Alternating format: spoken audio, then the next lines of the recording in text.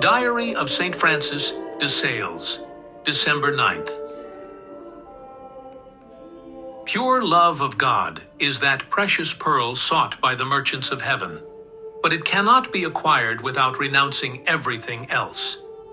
If you wish, you can possess it, but you must leave and abandon the attachment to all earthly things, and even to yourself, since true love of God cannot tolerate companions.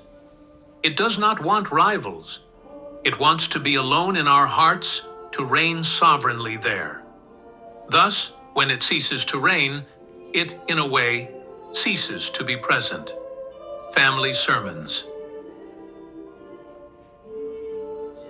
On December 9th, 1617, while St. Francis de Sales was preaching Advent in Grenoble, he received news of the miraculous recovery of the venerable Mother de Chantal, who was then gravely ill. He was overjoyed to hear such news, and after finishing the sermon, he walked to the church of the Reformed Franciscans to celebrate the Holy Mass.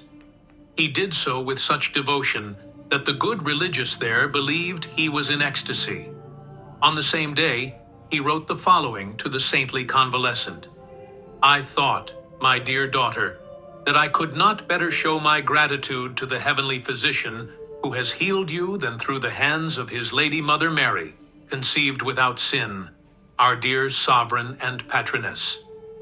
Therefore, immediately after my little sermon, I came to hide in the Church of the Reformed to celebrate the Holy Mass, during which our Holy Lady graciously turned her gaze upon me so tenderly that I hope to return many times to implore her, as a sovereign medicine, to preserve for a long time the dearest mother, who undoubtedly has received healing from her."